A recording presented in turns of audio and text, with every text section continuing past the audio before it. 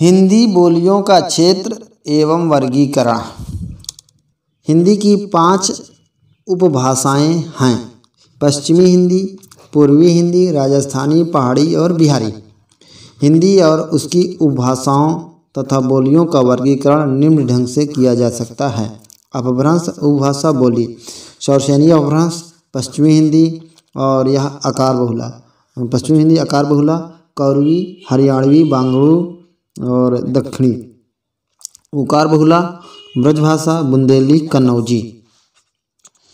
Next है राजस्थानी हिंदी, टा वर्ग बहुला है ना, मारवाड़ी, जयपुरी, ढूंढाड़ी, मेवाती और मालवी।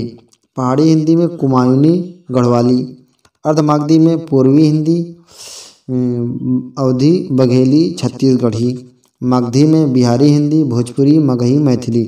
डॉक्टर भोलानाथ तिवारी ने पश्चिमी हिंदी के अंतर्गत 2 अन्य बोलियों तजुबेकी तथा निमाड़ी को भी स्वीकार किया है। हिंदी भाषा की प्रमुख बोलियों के अन्य नाम एवं उसकी उपबोलियां निम्नलिखित हैं।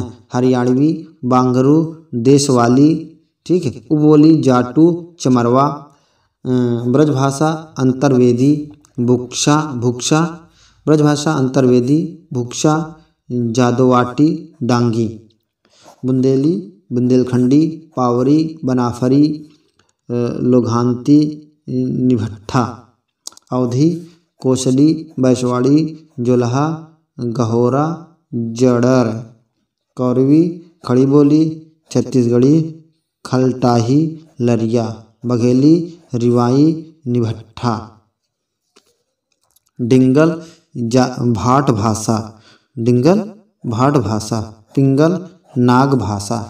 हिंदी की प्रमुख बोलियों के नामकरणकर्ता निम्नलिखित हैं।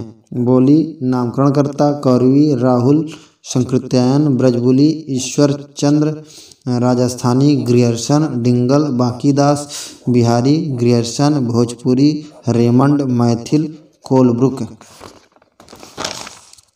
हिंदी की प्रमुख बोलियों का क्षेत्र अग्रांकित है। विशिष्टता बोली, बोली क्षेत्र। ओकार बहुला ब्रजभाषा, मथुरा, आगरा, अलीगढ़, बरेली, बदायूं, एटा, मैनपुरी, गुड़गांव, भरतपुर, करौली। बुंदेली, बुंदेली कहाँ? उत्तर प्रदेश। उत्तर प्रदेश में कहाँ? झांसी, उरई, जालौन, हमीरपुर। मध्य प्रदेश में सागर, ओरछा और दतिया, होशंगाबाद। कन्नौजी, कन्नौजी कहाँ बोली जाती है? इटावा, फर्रुखाबाद, हरदोई, पीलीभीत, शाहजहाँपुर, कानपुर। मारवाड़ी, जोधपुर, अजमेर, किशनगढ़, जैसलमेर, कुमायूनी, नैनीताल, अल्मोड़ा, पिथौरागढ़, गढ़वाली, टिहरी, गढ़वाल, चमोली, उत्तरकाशी। मालवी, उज्जैन, प्रतापगढ़, रतलाम, इंदौर, देवास। नेक्स्ट है आकार बहुला कौरवी, बिजनौर, रामपुर, मुरादाबाद, मेरठ, मुजफ्फरनगर, सहारनपुर, दिल्ली और गाजियाबाद। दक्षिणी हिंदी, दक्षिण भारत, बीजापुर, गोलकुंडा, अहमदनगर, हैदराबाद। उदासीन आकार बहुला अवधी, अयोध्या, लखीमपुर खीरी, बहराइच, गोंडा, बाराबंकी, लखनऊ, सीतापुर, उन्नाव, फैजाबाद, सुल्तानपुर के बाद रायबरेली, इलाहाबाद, जौनपुर, मिर्ज़ापुर, प्रतापगढ़।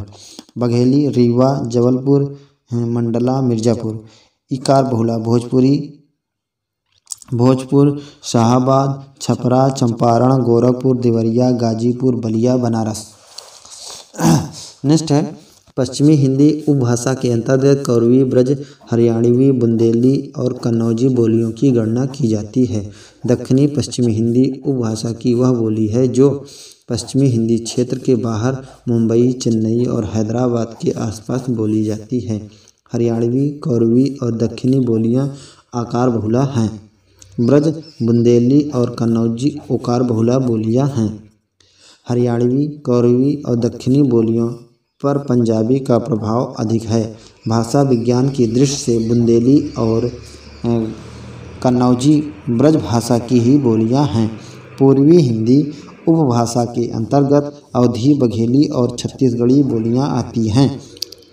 बिहारी हिंदी के अंतर्गत बिहारी, झारखंड और पूर्वी उत्तर प्रदेश के भूभाग में बोली जाने वाली उपभाषाएं आती हैं, जैसे भोजपुरी, मगही, मैथिली। राजस्थानी हिंदी के अंतर्गत मारवाड़ी, मेवाती, मेवाड़ी, हड़ौती, जयपुरी, शेखावटी आदि बोलियों की गणना की जाती है। हिंदी साहित्य के आदिकाल का अधिगम साहित्य संस्थान से प्राप्त हुआ।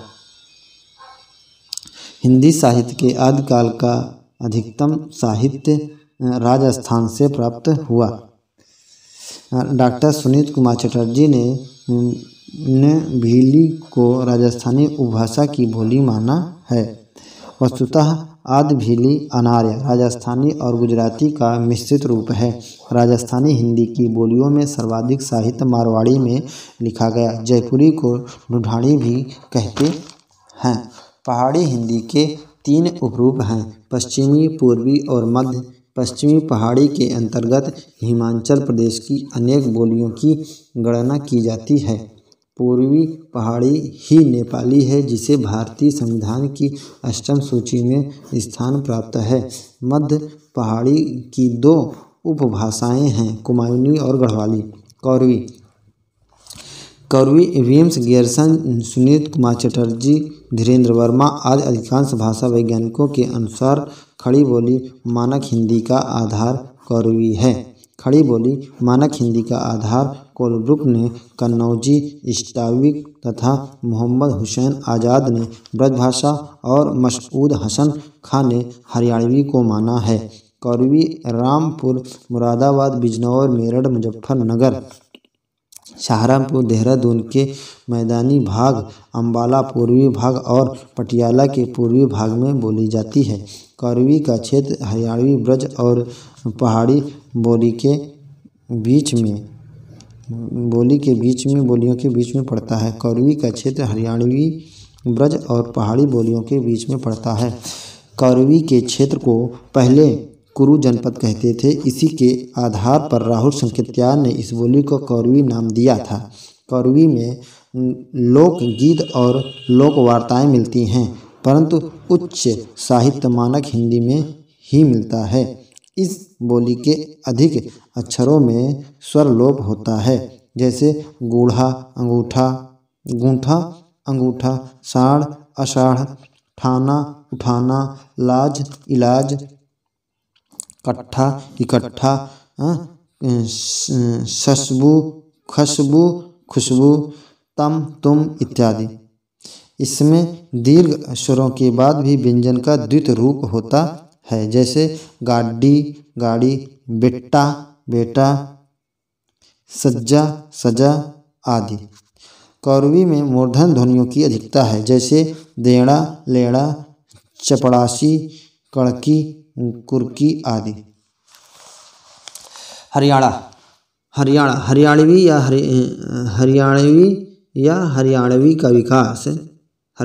हरियाणवी का विकास उत्तरी शौरसेनी अपभ्रंश के पश्चिम रूप से हुआ है।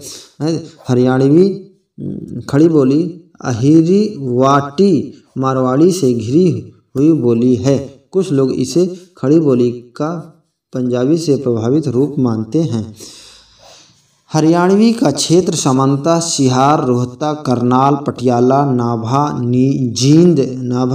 जींद और दिल्ली प्रदेश का सम्मिलित भूभाग है। हरियाणा और वहाँ की बोली को हरियाणवी कहते हैं। गियर्सन ने हरियाणवी को बांग्रू नाम दिया है। उस क्षेत्र में जाटों का बाहुल्य है, अतः इस बोली को जाटू भी कहते हैं। डॉक्टर धीरेन्द्र वर्मा ने हरियाणवी को स्वतंत्र बोली न मानकर खड़ी बोली का ही एक उपरूप माना है। हरियाणवी में लोक साहित्य पर्याप्त है, परंतु लिखित साहित्य का अभाव है। उत्तर प्रदेश तथा मध्य प्रदेश की सीमा के झांसी, जालौन, बुंदेली। उत्तर प्रदेश तथा मध्य प्रदेश की सीमा के झांसी, जालौन, हमीरपुर, बांदा, छतरपुर, सागर, ग्वालियर, भोपाल, ओरछा, नरसिंहपुर, सिवानी, होशंगाबाद तथा उससे निकटवर्ती भूभाग को बुंदेलखंड कहते हैं तथा उसकी बोली को बुंदेलखंडी या बुंदेली कहते हैं। बुंदेला राजपूतों के आधिपत्य के कारण इस क्षेत्र का नाम बुंदेलखंड पड़ा। लाल कवि ने छत्रसाल बुंदेला की आज्ञा से बुंदेली में छत्र प्रकाश नामक ग्रंथ की रचना की। पद्माकर और केशवदास का संबंध बुंदेलखंड से रहा है, परंतु उनके ग्रंथों की भाषा बुंदेली प्रभावित ब्रज ही रही है। बुंदेली में लोक साहित्य पर्याप्त मात्रा में उपलब्ध है, जिसमें ईसुरी के फाग बहुत प्रसिद्ध हैं। हिंदी प्रदेश की प्रसिद्ध लोकगाथा आल्हा मूलतः बुंदेली की एक उपबोली बनाफरी में लिखा गया था। डॉक्टर धीरेन्द्र वर्मा के अनुसार बुंदेली कन्नौजी के समान ब्रज को एक उपबोली है। कन्नौजी के समान ब्रज की एक उपबोली है। नेक्स्ट है, बुंदेली में 10 स्वरों आ, ई, उ, ए, ओ, औ के अनुनासिक रूप भी मिलते हैं, जैसे ऊँटा, अंगूठा, न्यों, नाखून आदि। व्यंजनों में महाप्राण से अल्पप्राण की प्रवृत्ति मिलती है, जैसे जीभ, जीभ, दूध, दूध, दांत, हाथ, हाथ। एक बार व्यंजनों में महाप्राण से अल्पप्राण की प्रवृत्ति मिलती है, जैसे जीभ, दूध, दूध, हाथ, हाथ आदि। कन्नौजी शब्द संस्कृत में कनकुब्ज से विकसित है। कनकुब्ज कड़उज, कन्नौज जनपद का पुराना नाम पंचाल था और कन्नौज ही कन्नौजी बोली का केंद्र है। कन्नौजी एवं ब्रज भाषा में इतनी अधिक समानता है कि इसे ब्रज भाषा की ही उपबोली माना जाता है। उत्तर प्रदेश में शाहजहांपुर, हरदोई, कन्नौजी, फर्रुखाबाद, कानपुर, इटावा, पीलीभीत में कन्नौजी बोली जाती है। कन्नौजी का शुद्ध रूप कन्नौज, फर्रुखाबाद, औरैया में बेहरत होता है। अन्य क्षेत्रों की कन्नौजी अवधी, ब्रज, बुंदेली आदि प्रभावित है। डॉक्टर धीरेन्द्र वर्मा ने कन्नौजी को ब्रज भाषा का ही एक उपरूप माना है। कन्नौजी में स्वरमध्य हा के लोप की प्रवृत्ति पाई जाती है, जैसे करहूँ, करव, करिहँ, करियों आदि। ब्रज के अंतिम यों तथा वो के स्थान पर कन्नौजी में अधिकांश स्थलों पर यो मिलता है, जैसे गायो, गाओ, भयो, भायो, खायो, खाओ आदि। कन्नौजी में वा अथवा इया प्रत्ययों का प्रयोग बहुत होता है। बच्चा, बचवा, लड़का, लड़िकवा, बाप, बपुआ, छोकरी, छोकरिया इत्यादि। बघेली। डॉक्टर बाबूराम सक्सेना ने बघेली को अवधी की ही उपबोली माना है। बघेली का उद्भव अर्धमागधी अपभ्रंश के ही एक क्षेत्रीय रूप से हुआ है। रीवा तथा आसपास का क्षेत्र बघेल राजपूतों के वर्चस्व के कारण बघेलखंड कहलाया और वहाँ की बोली बघेलखंडी या बघेली कहलाई। बघेल को दक्षिण अवधी भी कहते हैं। इस बोली का क्षेत्र रीवा है, अतः इसे रिवाई भी कहा जाता है। यह बोली मध्य प्रदेश के दमोह, जबलपुर, मंडला, बालाघाट, उत्तर प्रदेश के बांदा, फतेहपुर, हमीरपुर इत्यादि जिलों के कुछ भागों में प्रचलित है। बघेली क्षेत्र के उत्तर में अवधी तथा भोजपुरी, पूरब में छत्तीसगढ़ी, दक्षिण में मराठी तथा दक्षिण पश्चिम में बुंदेली क्षेत्र पड़ता है। बघेली बोली लोक साहित्य संपन्न है, परंतु साहित्य का अभाव है। तिरहारी, जुड़ार, गहोरा आदि बघेली की प्रमुख बोलियां हैं। बघेली के अंतर्गत सर्वनामों में मुझे के स्थान पर है नुमा, मोही, मुझे के स्थान पर रोआ, रउआ, मोही, तुझे के स्थान पर त्वा, मुझे के स्थान पर मुआ, मोही, तुझे के स्थान पर त्वा, तोही। विशेषण में हा प्रत्यय लगता है, जैसे मरकहा, गंजहा, निकहा, कटहा आदि। बघेली में मोर का स्वार, मोर का म्वार, तोर का त्वार, अपेट का प्याट, देता का द्यात रूप होता है।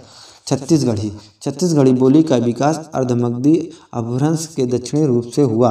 छत्तीसगढ़ की बोली को छत्तीसगढ़ी कहते हैं। छत्तीसगढ़ की बोली को छत्तीसगढ़ी कहते हैं। इसे लरिया या खलटाही भी कहते हैं।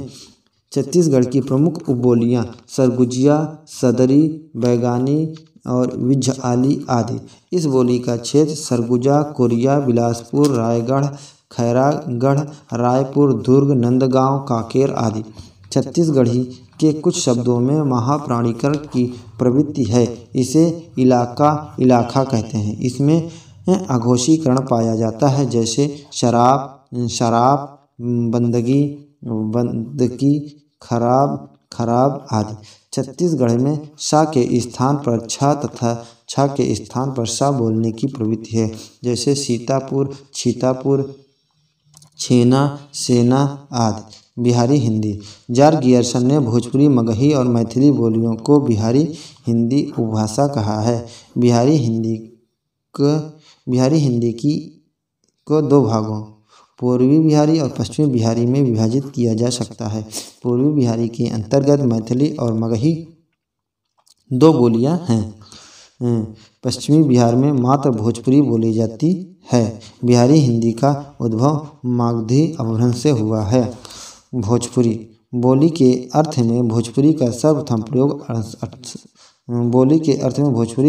प्रयोग 1789 ईस्वी में हुआ। यह शब्द काशी के राजा चेत सिंह के सिपाहियों की बोली के लिए प्रयुक्त हुआ है। बोलने वालों की संख्या की दृष्टि से हिंदी की बोलियों में भोजपुरी का प्रथम स्थान है। बिहार राज्य का भोजपुर जनपद इस बोली का केंद्र है। भोजपुरी का अधिकांश भूभाग उत्तर प्रदेश में और कुछ भूभाग बिहार प्रांत में है।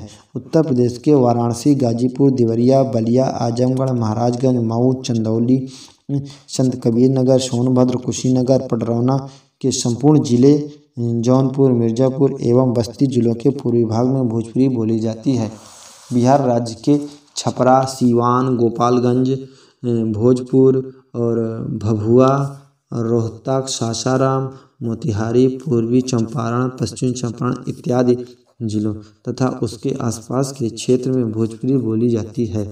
झारखंड के रांची और पलामू के कुछ भागों में भोजपुरी बोली जाती है। भोजपुरी में गीतों की समृद्ध मौखिक परंपरा रही है।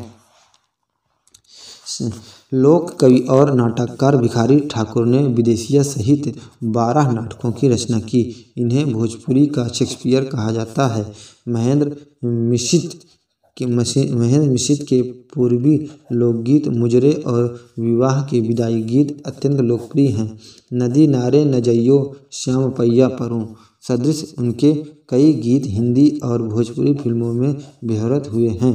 भारत के बाहर मॉरिशस, सूरीनाम, त्रिनाद, गुयाना, फिजी आदि में भोजपुरी बोलने वालों की संख्या अच्छी खासी है। मगही शब्द मगधी का विकृत रूप है।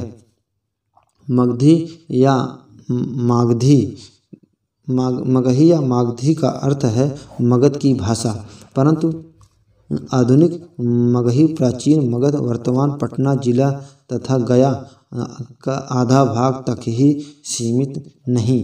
यह बोली बिहार राज्य के पटना, गया, मुंगेर, जहानाबाद, नालंदा, नवादा, जमुई, शेखपुरा, औरंगाबाद, लखीसराय, भागलपुर तथा झारखंड राज्य के पलामू, हजारीबाग तथा उसके निकटवर्ती भूभाग में बोली जाती है। मगही का परिनिष्ठित रूप गया जिले में विभक्त होता है। पटना की मगही पर मैथिली, भोजपुरी तथा उर्दू का प्रभाव है। दक्षिणी सीमा की मगही उड़िया से, पश्चिमी सीमा की मगही भोजपुरी से और पूर्वी सीमा की मगही बंगाली से प्रभावित है। मगही में लोक साहित्य पर्याप्त है। इसमें गोपी चंद्र और लोरी के लोकगीत प्रसिद्ध हैं। मिथिला की बोली को मैथिली कहा जाता है। इसका उद्भव मागधी अपभ्रंश के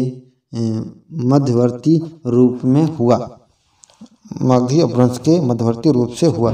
भोजपुरी क्षेत्र के पूर्व में तथा मगध के उत्तर में मिथिला है और वहाँ की बोली मैथिली है। मैथिली के क्षेत्र बिहार के उत्तरी भाग में पूर्वी चंपारण, मुजफ्फरपुर, मुंगेर, भागलपुर, दरभंगा, पूर्णिया तथा उत्तरी संथाल परगना है।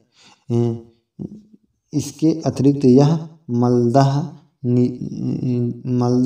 दिनाजपुर, भागलपुर, तिरहुत और सब डिवीज़न की सीमा के पास नेपाल की तराई में भी बोली मैथिली की 6 बोलियां हैं।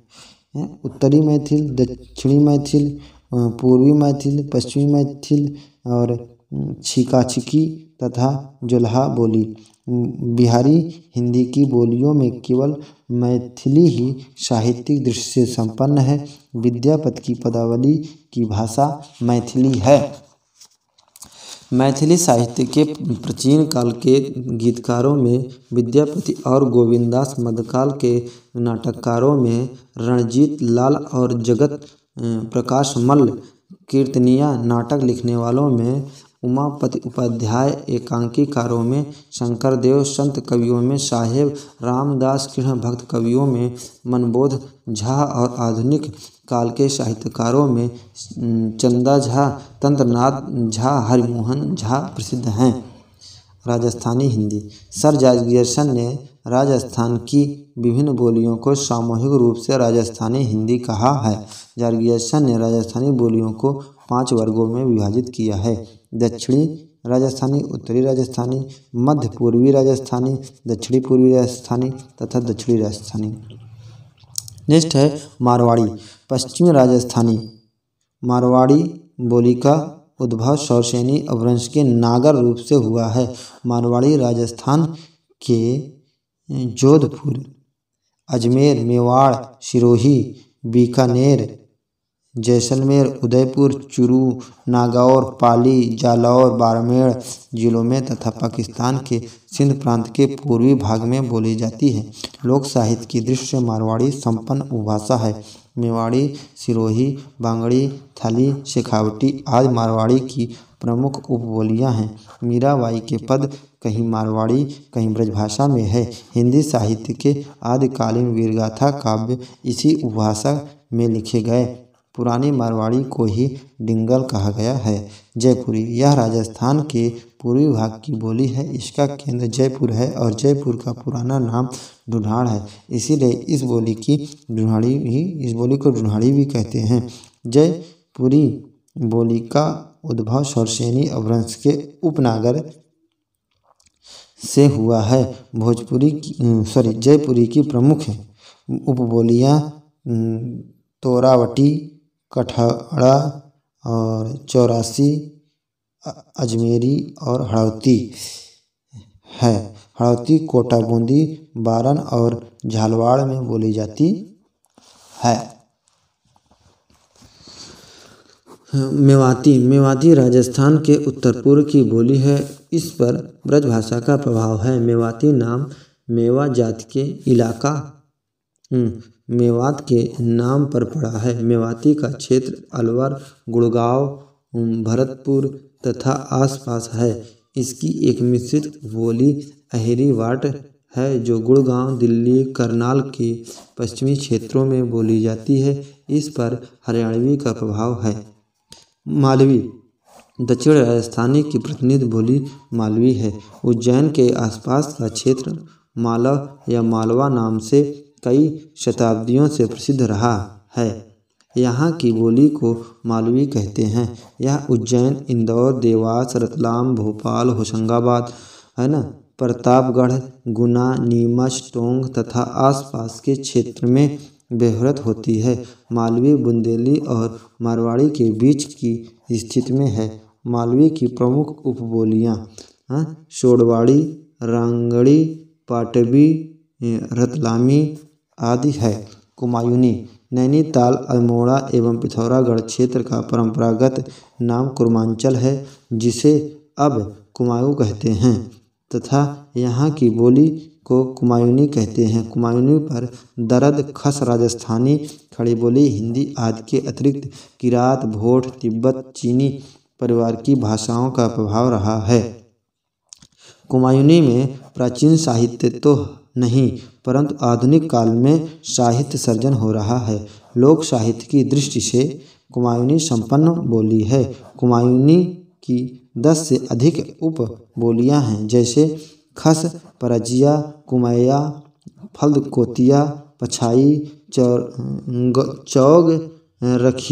चौगरखिया, गंगोला, दानपुरिया, शिराल, सोरियाली, हासकोटी, जोहारी और रौचोभैसी तथा भोटिया।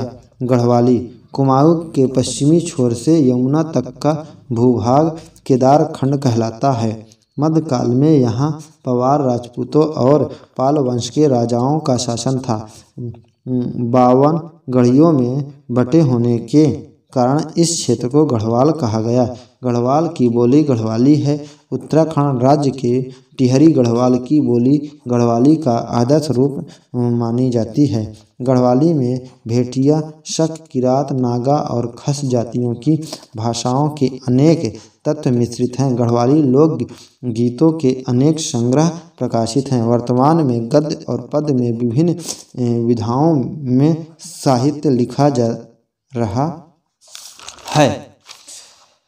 दक्षिण का मूल आधार दिल्ली के आसपास की 14वीं-15वीं सदी की खड़ी बोली है।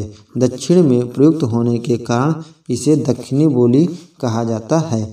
मुस्लिम शासन के विस्तार के साथ हिंदुस्तानी बोलने वाले प्रशासक, सिपाही, व्यापारी, कलाकार, फकीर, दरवेश इत्यादि भारत के पश्चिमी और दक्षिणी भाग में गए।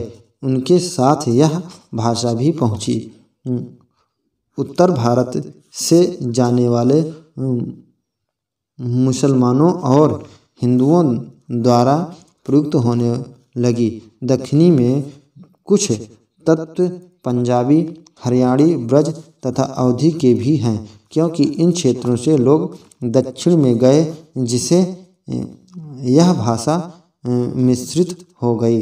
दक्षिणी का मुख्य क्षेत्र बीजापुर, गोलकोंडा, अहमदनगर तथा गौड़ता, बरार, मुंबई तथा मध्य प्रदेश है।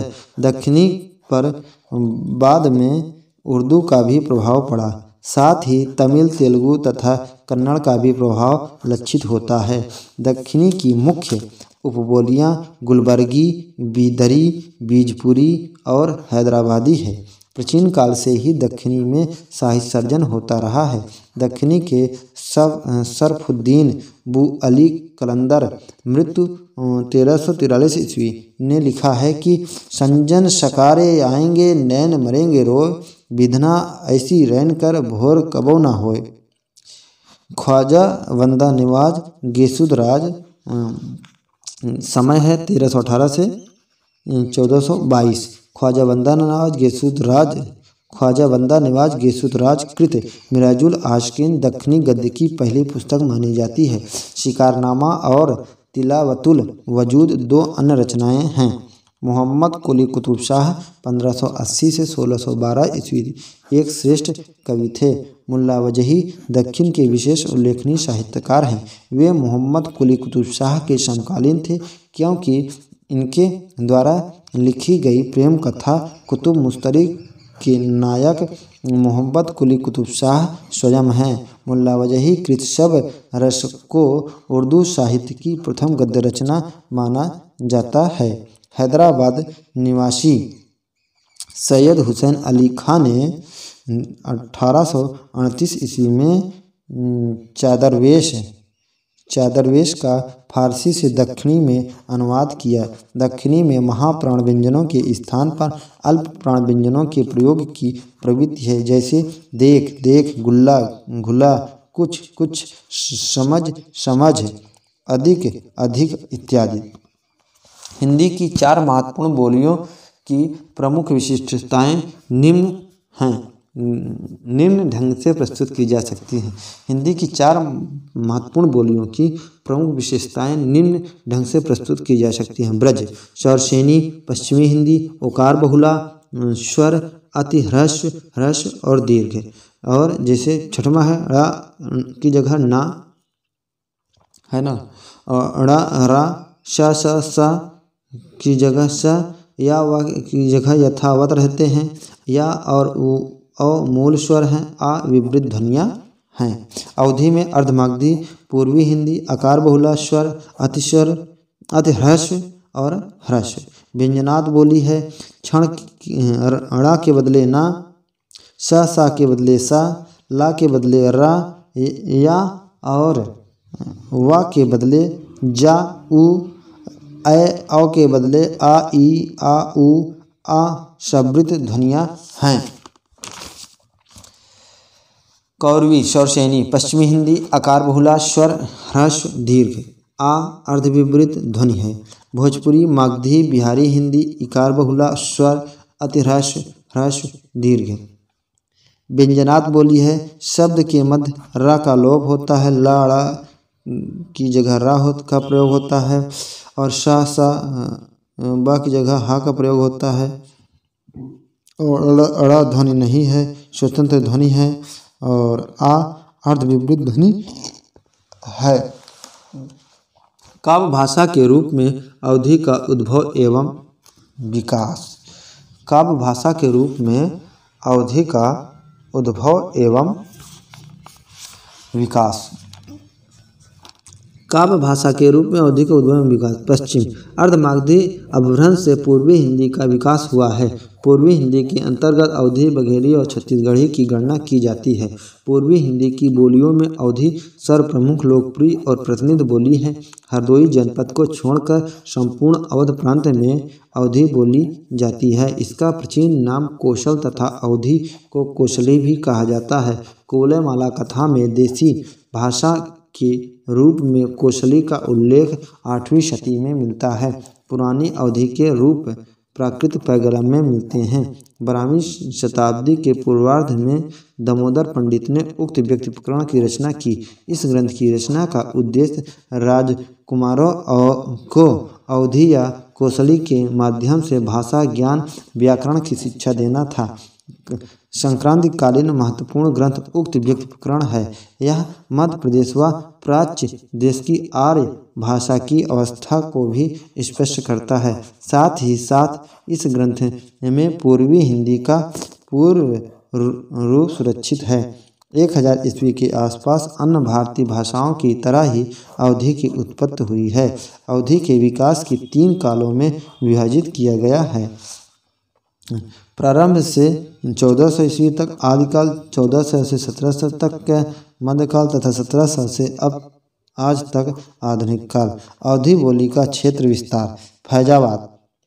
फैजाबाद सुल्तानपुर बाराबंकी मंडल। फैजाबाद मंडल में फैजाबाद, सुल्तानपुर, बाराबंकी, अम्बेडकर नगर, छत्रपति साहू जी महाराज नगर। इलाहाबाद में इलाहाबाद, फतेहपुर, कौशाम्बी और प्रतापगढ़, ये इलाहाबाद मंडल में। लखनऊ मंडल, लखनऊ, रायबरेली, सीतापुर, उन्नाव, लखीमपुर खीरी। बस्ती मंडल में बस्ती जिले के हरैया तहसील। मिर्ज़ापुर में मिर्ज़ापुर, चुनार तथा दुधी तहसील छोड़कर। वाराणसी मंडल में जौनपुर, किराकत तहसील छोड़कर। नेक्स्ट है देवीपाटन मंडल में श्रावस्ती, गोंडा, बलरामपुर, बहराइच। सीमावर्ती जिलों में अवधी समीपस्थ भाषाओं बोलियों से कुछ प्रभावित है, जैसे सीतापुर और लखीमपुर खीरी, कन्नौज से फतेहपुर कन्नौजी, बुंदेलखंड से इलाहाबाद में पूर्वी दक्षिणी भाग, भोजपुरी व बघेली से जौनपुर, मिर्ज़ापुर व बस्ती जिलों की अवधी भोजपुरी से प्रभावित है, परंतु संपूर्ण अवधी क्षेत्र की भाषा में व्याकरणिक एकरूपता है। भारत के बाहर Fiji, Trinidad, Guyana, Mauritius, Dubai में कुछ लोग अवधी में पारस्परिक बातचीत करते हैं। डॉक्टर भोलानाथ तिवारी के अनुसार बांसवाड़ी, मिर्ज़ापुरी तथा बघौनी अवधी की प्रमुख बोलियां हैं। बांसवाड़ी अवधी की एक उपबोली है। बैस राजपूतों के प्राधान्य के कारण इस बोली को बैसवाड़ कहते हैं तथा इस क्षेत्र की बोलियों को बैसवाड़ क्षेत्र के अंतर्गत उन्नाव तथा रायबरेली के मध्य बछरावा, डलमऊ, खीरो, सरेनी, मिरावा, पूर्वा पढ़इन पढ़इन पाटन और मगड़ायर घाटमपुर भगवंतपुर बिहार और डोंडिपाखेर इत्यादि है। साहित्य और लोक साहित्य की दृष्टि से अवधी संपन्न बोली है। विशेषताएं। खड़ी बोली की तुलना में अवधी के स्वरों की मात्रा कुछ कम होती है, अर्ध समृद्ध है। खड़ी अवधी में ड़ा के स्थान पर ना बोलने की प्रवृत्ति है, जैसे गुण गुण और लक्ष्मण और उऋण इत्यादि। ड़ा के स्थान पर रा बोलने की प्रवृत्ति है, जैसे लड़का लड़का, बरबराना बड़बड़ाना, झगड़ा आदि। इसमें ड़ा के स्थान पर खा बोलने की प्रवृत्ति पाई जाती है, जैसे भाखा भाखा, ईर्खा ईर्ष्या, भूखन भूषण आदि। अवधी में सा का उच्चारण सा होता है, जैसे ऋषि विश्वामित्र। अवधी के अंतर्गत संस्कृत शब्दों में ड़ा लिखा तो जाता है, किंतु उसका उच्चारण ड़ा की तरह होता है, जैसे गौड़ गुड़ आदि। इसमें वा को व्यंजन रूप में बा और स्वर रूप में उ या ओ बोलते हैं, जैसे वाहन व्याकुल वकील वकील उकील वकील वकील जगदेव हरदेव इत्यादि।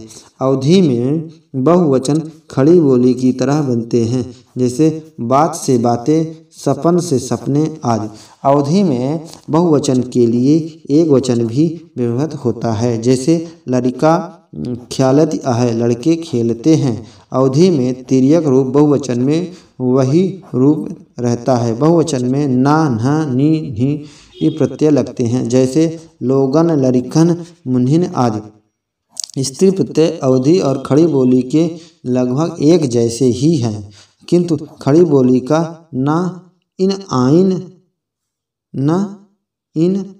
अवधी में नी इन आइन होता है, जैसे मालिन नाउन पंडिताइन आदि। अवधी साहित्य का विकास। अवधी की काव्य भाषा के रूप में प्रतिष्ठित करने का पूरा श्रेय मुल्ला दाऊद को है, क्योंकि साहित्यिक दृष्टि से अवधी कम प्रथम ग्रंथ चंदायन है। अवधी का प्रथम ग्रंथ चंदायन है। साहित्य दृष्टि से अवधी का प्रथम ग्रंथ चंदायन है। चंदायन में दोहा चौपाई की कड़वक शैली का प्रयोग हुआ है। यह कृति ईश्वर वंदना, पैगंबर गुरु वंदना और तत्कालीन राजा की प्रशंसा में मनसवी शैली में लिखी गई है। काव्य भाषा के रूप में अवधी के दो रूप मिलते हैं, ठेठ अवधी और साहित्यिक अवधी। भक्तिकालीन सूफी काव्य प्रेमाश्रयी शाखा में ठेठ अवधी का प्रयोग मिलता है। गोस्वामी तुलसीदास की रचनाएं साहित्यिक अवधी हैं। मुल्ला दाऊद के चंदायन को चंदायन और लोरकहा भी कहते हैं। इसकी भाषा ठेठ अवधी है। चंदायन काव्य की अभिव्यक्ति में सहजता और चित्तात्मक है। उत्तर न देव लोर मुहजोवा, उत्तर न देव तोर मुहजोवा, सांप उसी की लहरई सोवा। चंदायन का विरह वर्णन अभूतपूर्व है। कठि पेड़ जरि मूर उपरऊ, डारी डारी कर फैली फारेव। इसके प्रमुख लालदास का हरचरित, सूरजदास का राम जन्म, ईश्वरदास कृत सतवती कथा, भरत मिलाप और अंगद फैज आदि ने अवधी काव्य परंपरा को आगे बढ़ाया है। हिंदू कवियों के प्रेमाख्यान काव्यों की भाषा पश्चिमी परंपरा से संपृक्त अवधि है।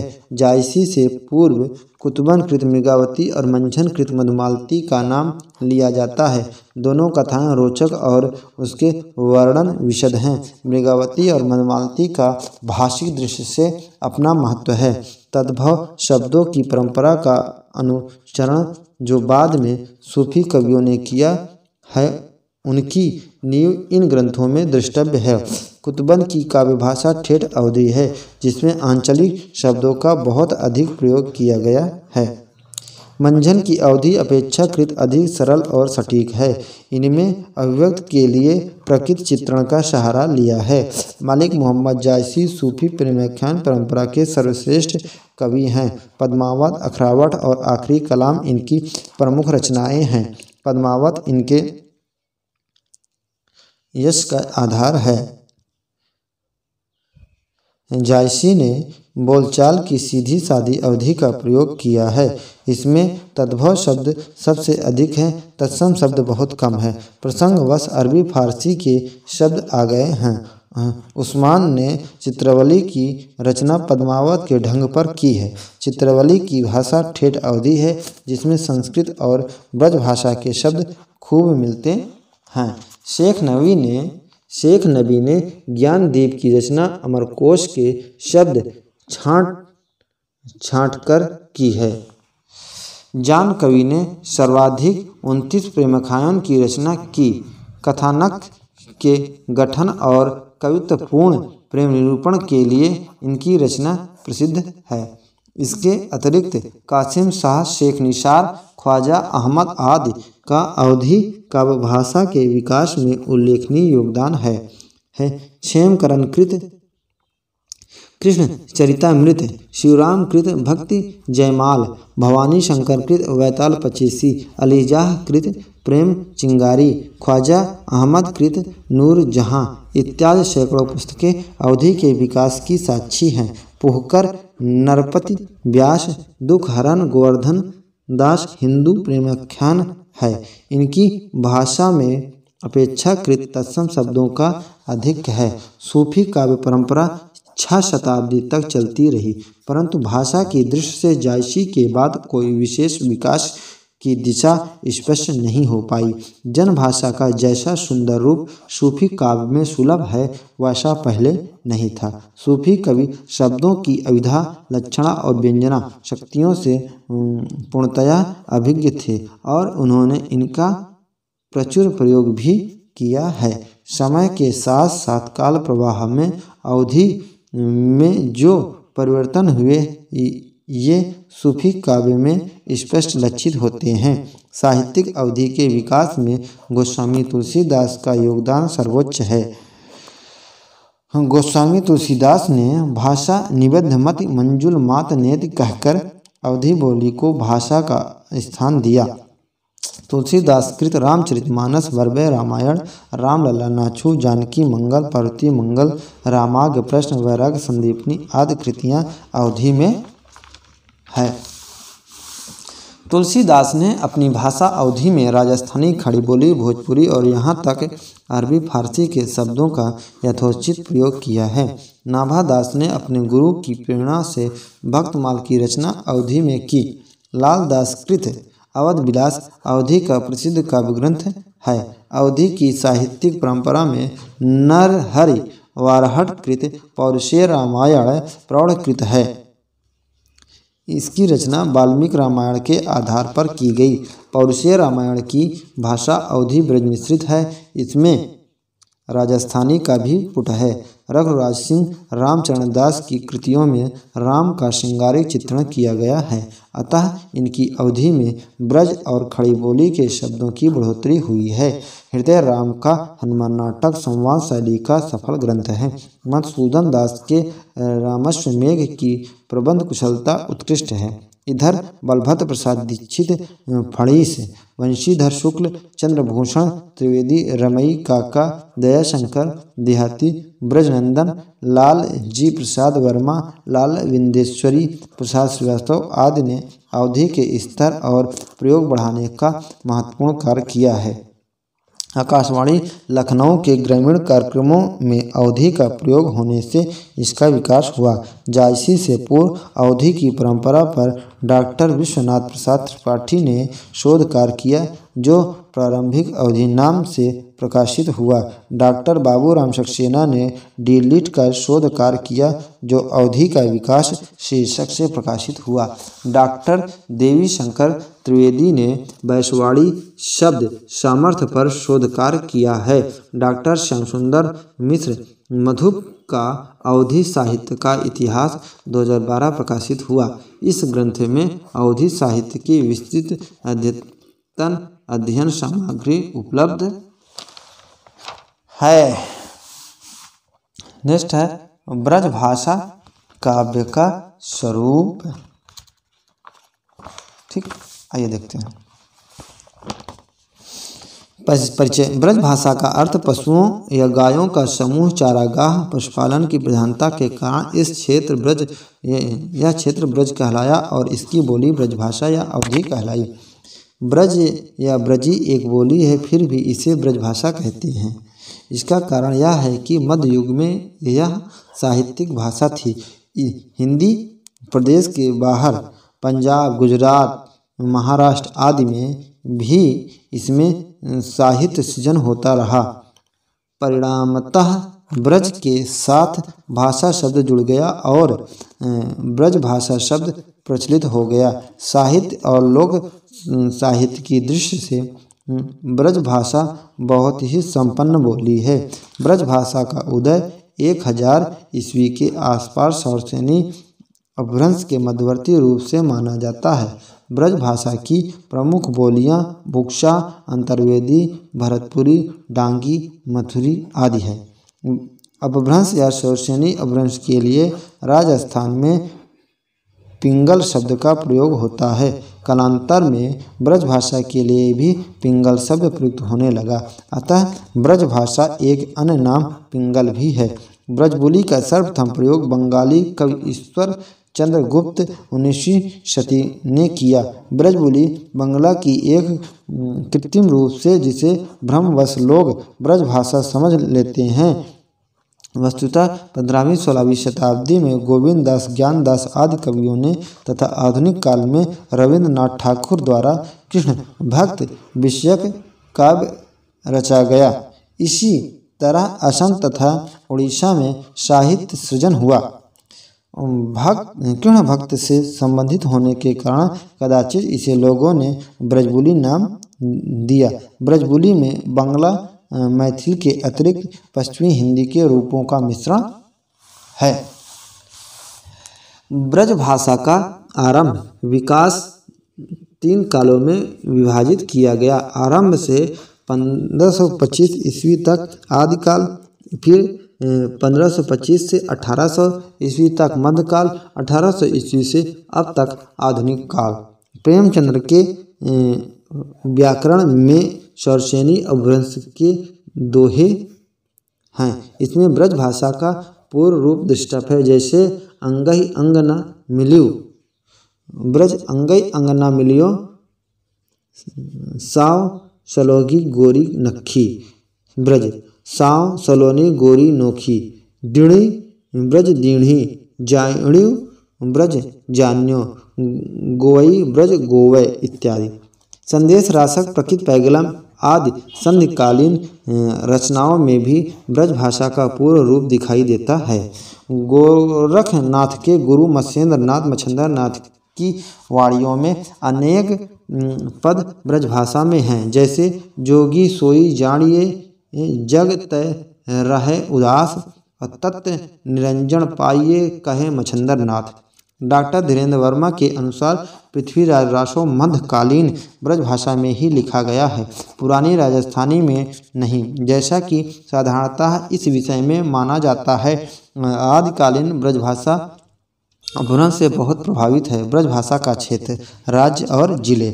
उत्तर प्रदेश में मथुरा, आगरा, अलीगढ़, बुलंदशहर, खुर्जा, मैनपुरी, एटा, बदायूं, बरेली तथा समीपवर्ती क्षेत्र। हरियाणा में गुड़गांव जिले की पूर्वी पट्टी।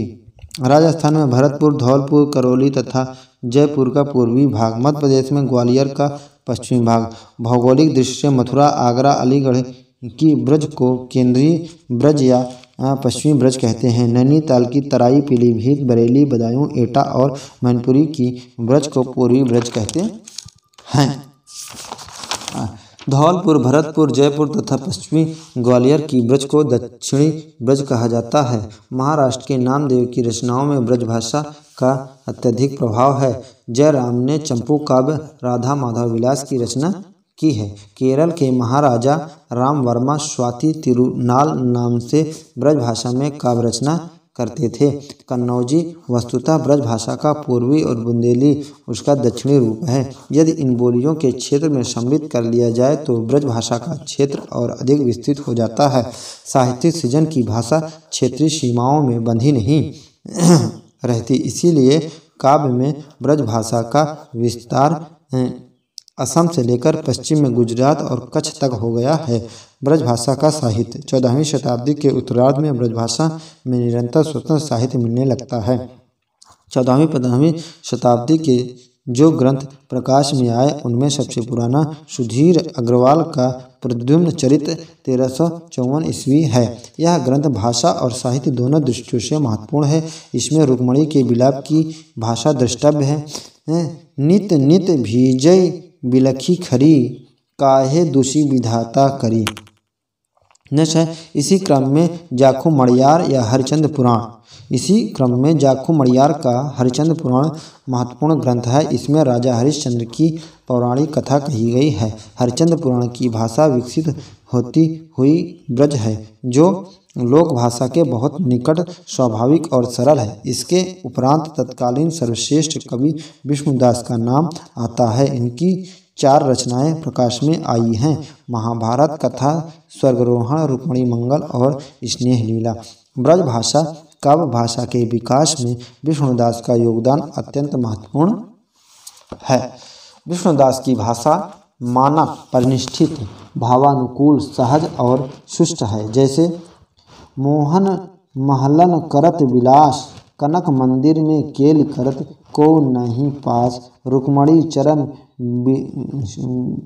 चरण सिरावय, पीके पूजी मन की आस। जो चाहो सो अबे पावो, हरिपति देवकी सास।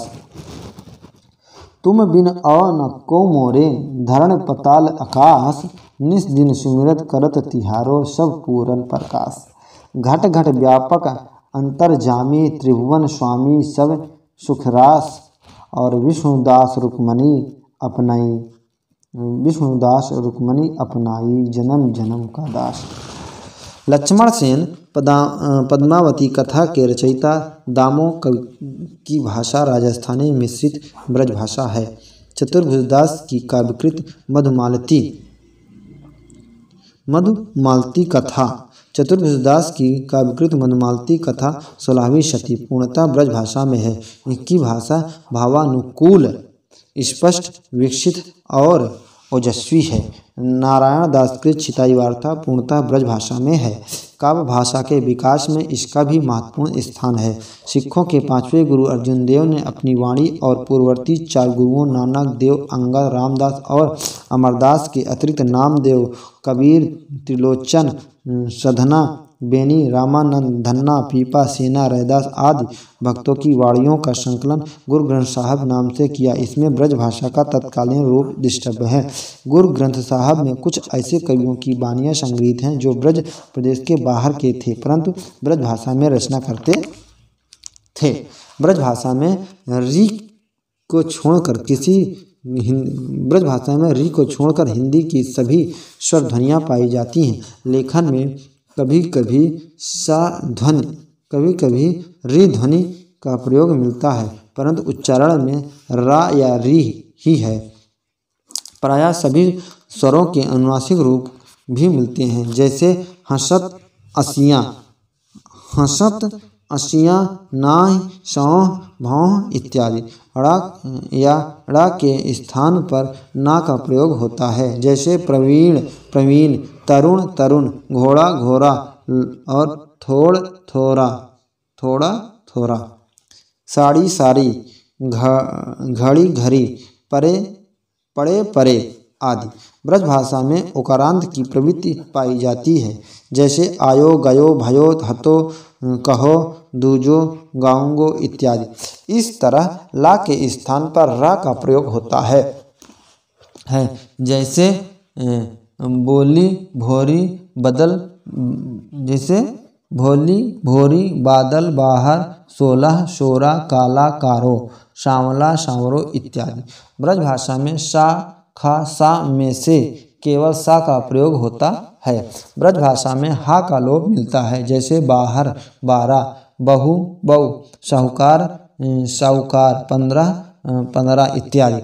इसके अतिरिक्त न का ला जैसे नंबरदार, लंबरदार, रा का ला जैसे जरूरत, जरूलत और रज्जु, लेजु सदृश प्रवृत्तियाँ ब्रज भाषा में मिलती हैं। ब्रज भाषा की कुछ अन्य प्रवृत्तियाँ जैसे समीकरण, बादशाह, बस्सा, मर्ता, मत्ता आदि। नेक्स्ट है विपर्य, गरुण, गट्ठर, इंसाफ, इंसाफ, निसाफ और महाप्राणीकरण, गाड़ी, गाढ़ी उल्लेखनीय है। एक वचन पुल्लिंग संज्ञाएं तथा विशेषण अवकारांत होते हैं, जैसे जाएंगो, गयो, चलो, दयो इत्यादि। प्राचीन अवधि की तरह ब्रज भाषा में पुल्लिंग एक वचन के अंत में उ और स्त्रीलिंग एक वचन में अंत में ई का प्रयोग होता है, जैसे मालु, सब, करम, कल, दूर इत्यादि। साहित्यिक ब्रज में तिर्यक बहुवचन रूप में ना की अन प्रत्यय लगाते हैं, जैसे तुर, कान, आखन, सखियन और कटाछानी, बिथिन आदि। नागरी लिपि, नागरी लिपि, नागरी लिपि का विकास एवं मानकीकरण। कामता प्रसाद गुरु के अनुसार लिखित भाषा में मूल ध्वनियों के लिए जो चिन्ह मान लिए गए वे भी वर्ण कहलाते हैं, पर जिस रूप में ये लिखे जाते हैं उसे लिपि कहते हैं। भारतीय संविधान के अनुच्छेद 343 के अनुसार संघ की राजभाषा हिंदी और लिपि देवनागरी है। देवनागरी लिपि का विकास ब्राह्मी लिपि से माना जाता है। देवनागरी लिपि का विकास ब्राह्मी लिपि से माना जाता है। वर्तमान नागरी लिपि का मूल अर्थात प्राचीन रूप अशोक के शिलालेख की लिपि से मिलता है, जो विक्रम संवत से लगभग 200 वर्ष पूर्व का है। भारत में लिपि की प्राचीनता का सबसे पुष्ट प्रमाण सिंधु घाटी की सभ्यता में मिलता है। बौद्ध ग्रंथ ललित विस्तार में विभिन्न प्राचीन भारतीय लिपियों का उल्लेख मिलता है। नित्य षोड़ विकारणों, नित्य षोड़ विकारणों के भाष्य सेतुबंध में भास्करानंद ने ब्राह्मी लिपि का नाम नागरी लिपि ही माना है। लिपि विकास की प्रमुख निम्न अवस्था मानी जाती है। पहला है चित्रलिपि, प्रतीक लिपि, भाव लिपि, फिर ध्वनि लिपि। ध्वनि लिपि दो प्रकार की है, अक्षरात्मक और वर्णात्मक। भारत की सारी लिपियां अक्षरात्मक हैं। वर्णात्मक रोमन लिपि वर्णात्मक है। भारत में प्राचीन समय में 3 लिपियां प्रचलित थी, सिंधु घाटी लिपि, खरोष्ठी लिपि और ब्राह्मी लिपि। सिंधु घाटी लिपि के प्राचीनतम नमूने सिंधु घाटी में मोंटेगोमरी जिले के हड़प्पा तथा सिंध के लरकाना जिले में मोहनजोदड़ो में प्राप्त शिलों पर मिले हैं। लिपि के अर्थ में नागरी या देवनागरी का सर्वप्रथम उल्लेख 8वीं शती के गुजरात राजा जयभट्ट के लेख में मिलता है। डिरिंजर महोदय ने सिंधु घाटी लिपि को ट्रांजिशनल डिरिंजर महोदय ने सिंधु घाटी लिपि को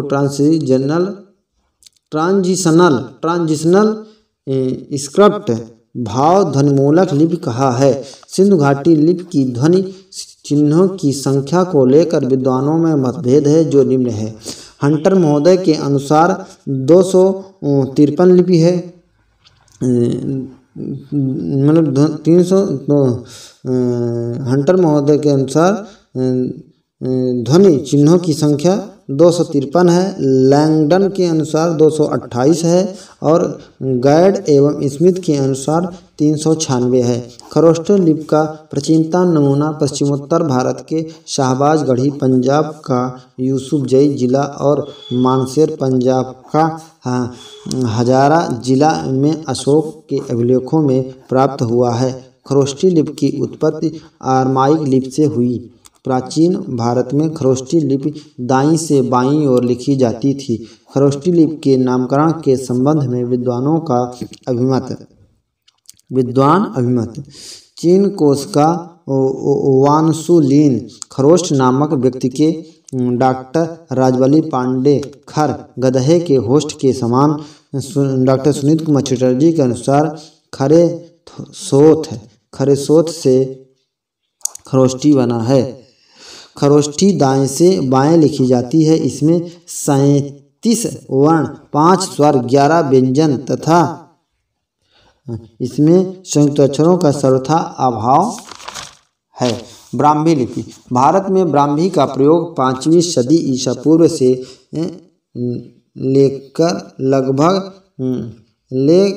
लगभग 350 ईस्वी तक होता रहा। इसके बाद इसकी 2 शैलियों का विकसित हुआ, उत्तरी और दक्षिणी शैली। ब्राह्मी की उत्तरी शैली से गुप्त लिपि का विकास हुआ, जो 5वीं सदी तक प्रयुक्त होती रही। गुप्त लिपि से कुटिल लिपि विकसित हुई, जो 8वीं सदी तक प्रयुक्त होती रही। ब्राह्मी लिपि के प्राचीनतम नमूने बस्ती जिले में प्राप्त पिपराला के स्तूप में तथा अजमेर जिले के बड़ती गांव के शिलालेख में मिलता है। वड़ली गांव के शिलालेख में मिले हैं। ब्राह्मी लिपि के नामकरण के संबंध में प्रमुख मत निम्न हैं। ब्रह्मा द्वारा निर्मित लिपि ब्राह्मी कहलाई। ब्रह्म वेद या ज्ञान की रक्षार्थ लिपि ब्राह्मी कहलाई। ब्राह्मणों द्वारा निर्मित प्रयुक्त लिपि ब्राह्मी कहलाई।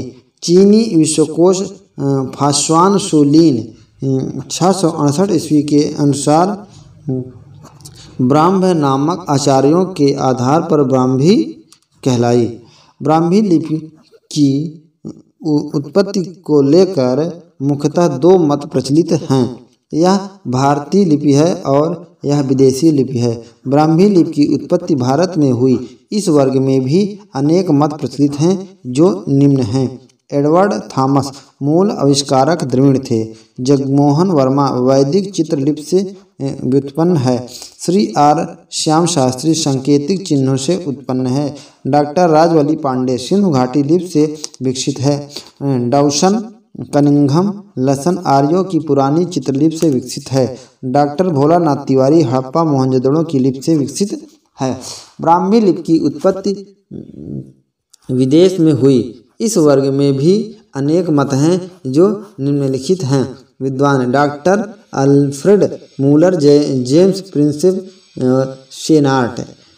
अभिमत है यूनानी या फोनस से उत्पन्न। डॉक्टर वूलर, डॉक्टर डेविड और डिरिंजर उत्तर सामी से उत्पन्न मानते हैं और टेलर डीके कैनन जो है दक्षिणी सामी से उत्पन्न मानते हैं। बेबर बेनफे जोनसेन फोनेसिस से उत्पन्न मानते हैं। प्रोफेसर वूलर के अनुसार ब्राह्मी लिपि में 41 अक्षर थे, 9 स्वर तथा 32 व्यंजन। ब्राह्मी लिपि का विकास इस प्रकार दर्शाया जा सकता है। ब्राह्मी लिपि दक्षिणी शैली, उत्तरी शैली। दक्षिणी शैली में तेलुगु, तमिल, कन्नड़ लिपियों का विकास हुआ। उत्तरी शैली से गुप्त लिपि और गुप्त लिपि से सिद्ध मातृका या कुटिल लिपि और कुटिल लिपि से देवनागरी और शारदा लिपि का विकास हुआ। देवनागरी लिपि का समय 9वीं सदी है और जबकि शारदा लिपि का समय 10वीं सदी है। सिद्ध मातृका लिपि को डॉक्टर वूलर ने नून कोणी लिपि नाम दिया है। यही लिपि कालांतर में कुटिल लिपि नाम से प्रसिद्ध हुई। सन 588-89 ईस्वी का बोध गया का अभिलेख सिद्ध मातृका लिपि में ही है। ललित विस्तार में अशोक के समय की लिपि का नाम ब्राह्मी मिलता है। नित्य सोड़ विकारणों के भाष्य सेतुबंध में भास्करानंद ने ब्राह्मी का नाम नागर नागरी लिपि ही माना है। डॉक्टर वूलर के अनुसार भारतीयों ने सामी लिपि के आधार पर 500 ईसा पूर्व के लगभग ब्राह्मी लिपि का निर्माण किया था। कनिंघम के अनुसार आर्यों ने किसी प्राचीन लिपि के आधार पर ब्राह्मी लिपि बनाई तथा एम मड थॉमस के अनुसार ब्राह्मी लिपि का निर्माण द्रविड़ में किया है। देवनागरी लिपि सुधार एवं मानकीकरण।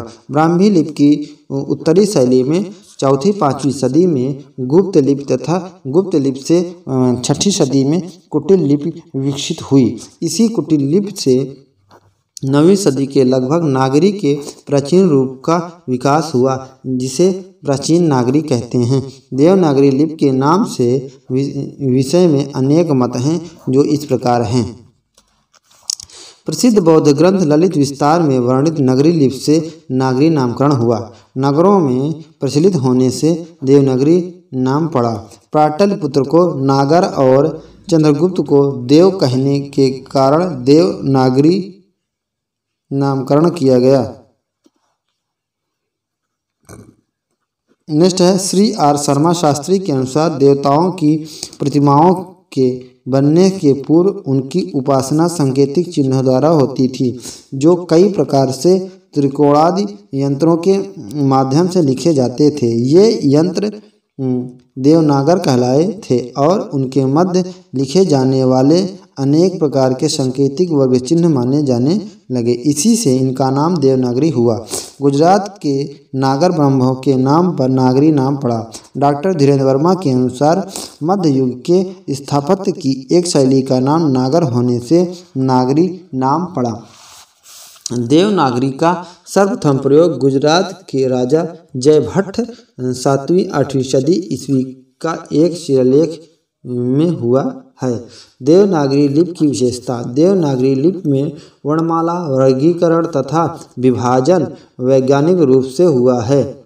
इस दृष्टि से यह विश्व की सर्वश्रेष्ठ लिपि है। स्वर और व्यंजन अलग अलग होना, मूल स्वर आ ई ई उ के बाद मूल स्वर आ ई ई उ के बाद संयुक्त स्वर ए ऐ ओ तथा उच्चारण स्थान के अनुसार स्पर्श व्यंजन, अनुनासिक व्यंजन, घोष अघोष व्यंजन, अल्पप्राण महाप्राण ध्वनियाँ, अंतस्थ और अनंत में संयुक्त व्यंजन जैसी क्रमबद्ध सुव्यवस्था विश्व की किसी अन्य लिपि में नहीं है। देवनागरी लिपि चिन्हों के नाम ध्वनियों के अनुसार तथा एक ध्वनि के लिए एक लिपि चिन्ह है। देवनागरी में लिपि चिन्ह पर्याप्त है और इसमें मात्राओं का प्रयोग होता है, अतः यह सुपाठ्य है। अंग्रेजी में 40 से अधिक ध्वनियाँ हैं, किंतु 26 ध्वनियों से काम चलाया जा रहा है। देवनागरी का प्रत्येक व्यंजन चिन्ह अक्षरिक है। अक्षर का अर्थ है व्यंजन और स्वर का संयुक्त रूप, जैसे का प्लस आ बराबर का, खा प्लस आ बराबर खा आदि। देवनागरी में उच्चारण की दृष्टि से लिपि चिन्हों की आकृति में समानता है, जैसे चा, जा, टा, ठा, डा, ढा, ढ़, ढ़, पा, फा, बा, भा, मा, मा इत्यादि। पा, फा, बा, भा, मा। देवनागरी लिपि अक्षरिक है। देवनागरी में एक वर्ण के लिए ध्वनि अर्थात प्रत्येक अक्षर उच्चारित होते हैं। देवनागरी की वर्णमाला का वर्णक्रम वैज्ञानिक है। देवनागरी में एक वर्ण के लिए ध्वनि है अर्थात प्रत्येक अक्षर उच्चारित होते हैं। देवनागरी की वर्णमाला का वर्णक्रम वैज्ञानिक है। देवनागरी लिपि के दोष। वैज्ञानिक लिपि वर्णात्मक होनी चाहिए, अक्षरिक नहीं, जबकि देवनागरी अक्षरिक लिपि है। एक एवं ध्वनि के लिए केवल एक लिपि, एक ध्वनि के लिए केवल एक लिपि होना चाहिए। हिंदी भाषा की दृष्टि से एक ही ध्वनि के लिए नगरी में री सा आदि है। दो लिपि चिन्हों को एक पढ़ने का भ्रम नहीं होना चाहिए, जबकि देवनागर में घा, धा, मा, भा, रा, ड़ा तथा ख, रव में भ्रम की संभावना है। आशुलेखन, टंकण तथा मुद्रण में अंग्रेजी की अपेक्षा अधिक समय लगता है। देवनागरी लिपि में सुधार एवं मानकीकरण। देवनागरी लिपि में सुधार का श्री गणेश लोकमान्य तिलक से सन 1904 में अपने पत्र केसरी के माध्यम से किया। सन 1926 तक इन्होंने टाइपों में छटाई करते करते इन 190 टाइपों का एक फ्रंट बनाया, जिसे तिलक फ्रंट भी कहते हैं। सर्वप्रथम महाराष्ट्र के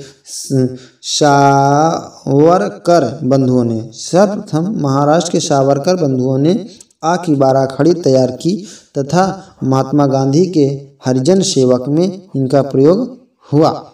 सर्वप्रथम डॉक्टर श्याम सुंदर दास ने पंचाक्षर आ या अंगा याड़ा नाम के स्थान पर अनुस्वार के प्रयोग का प्रस्ताव रखा। डॉक्टर गोरख प्रसाद ने मात्राओं के व्यंजन के बाद दाहिने तरफ लिखने का प्रस्ताव रखा। श्रीनिवास ने सुझाव दिया कि महाप्राणवर्णों के बदले अल्प प्राणवर्णों के नीचे कोई चिन्ह लगा दिया जाए, जिससे वर्णों की संख्या में कमी आएगी। पंडित गौरी शंकर भट्ट ने सन 1912 में हिंदी साहित्य सम्मेलन कोलकाता में नागरी लिपि में सुधार के लिए अपने सुझाव रखे। इसके बाद सन 1913, 1920, 1931 के अधिवेशन में अनेक महत्वपूर्ण विचार आए। हिंदी साहित्य सम्मेलन इंदौर के 24वें अधिवेशन में सन 1935 ईस्वी में महात्मा गांधी के सभापतित्व में नागरी लिपि सुधार समिति का गठन किया गया। देवनागरी लिपि के सुधार की दिशा में महात्मा गांधी की स्वीकृत सेवाग्राम लिपि और आचार्य विनोबा भावे की लोक नागरी लिपि उल्लेखनीय है। नागरी लिपि सुधार समिति के संयोजक काका कालेलकर थे। सम्मेलन में कुल 14 सुझावों को स्वीकार किया गया था। डॉक्टर ओम प्रकाश आरज ने अपनी पुस्तक नागरी लिपि समस्याएं और समाधान में लिखा है कि शिरोरेखा हटा देने से लेखन गति लगभग दोगुनी हो जाएगी। कोलकाता में जस्टिस सदाचरण मित्र ने सभी भारतीय भाषाओं के लिए एक लिपि विस्तार परिषद की स्थापना की और देवनागर पत्र के माध्यम से इसका प्रचार प्रसार किया। देवनागरी लिपि सुधार के प्रयास में नागरी संगम, कन्नड़, विश्वनागरी जैसी पत्रिकाओं का योगदान उल्लेखनीय है। महात्मा गांधी के हरिजन सेवक में काका कालेलकर द्वारा सुझाई गई 12 खड़ी का प्रयोग किया जाता था, है ना, प्रयोग किया जाता था। आ ई ई ई उ ओ इत्यादि। नागरी पचाड़ी सभा ने सन 1945 ईस्वी में नागरी लिपि सुधार हेतु एक समिति का गठन किया। उत्तर प्रदेश सरकार ने 31 जुलाई 1947 में आचार्य नरेंद्र देव की अध्यक्षता में नागरी लिपि सुधार समिति का निर्माण किया। इस समिति की कुल 9 बैठकें हुई तथा समिति ने 25 मई 1949 को अपनी रिपोर्ट प्रस्तुत की। हिंदी साहित्य सम्मेलन ने सन 1935 और नागरी पचाड़ी सभा ने सन 1945 में सुझाव दिए थे, किंतु विद्वानों का पूर्ण सहयोग न होने के कारण बात आई गई हो गई। 31 जुलाई 1947 में उत्तर प्रदेश सरकार ने आचार्य नरेंद्र देव की अध्यक्षता में लिपि सुधार समिति के लिए एक समिति का गठन किया। आचार्य नरेंद्र देव समिति ने पूर्व से सभी सुझावों का अध्ययन करने के उपरांत अपनी सिफारिशें प्रस्तुत की। आ की 12 कड़ी भ्रामक है, मात्राएं यथास्थान बनी रहें, किंतु उन्हें थोड़ा दाहिनी ओर हटाकर लिखा जाए। अनुस्वार और पंचमाक्षर के स्थान पर चंद्रबिंदु यानी इस बिंदु का प्रयोग किया जाए।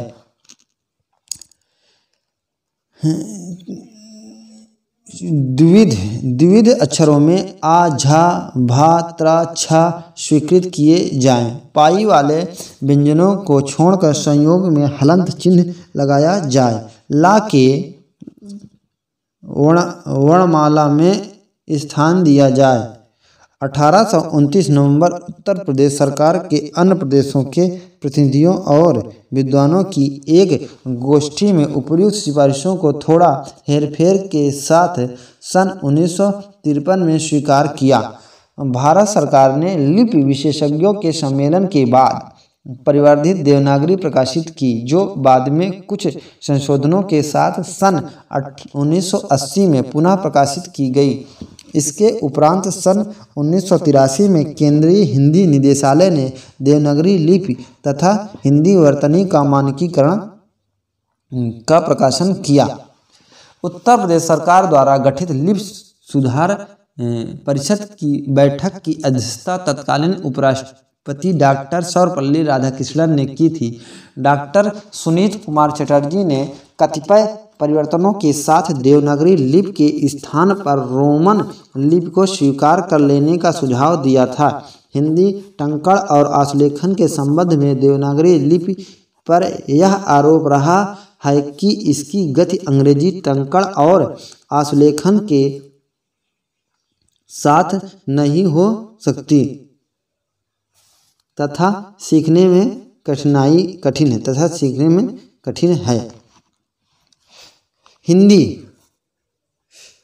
हिंदी टंकण और आशुलेखन के संबंध में देवनागरी लिपि पर यह आरोप रहा है कि इसकी गति अंग्रेजी टंकण और आशुलेखन के समकक्ष नहीं हो सकती तथा सीखने में कठिनाई है। केंद्रीय हिंदी निदेशालय भारत सरकार ने सन 1962 में हिंदी टाइपराइटर के कुंजी पटल को मानक स्वरूप प्रदान किया।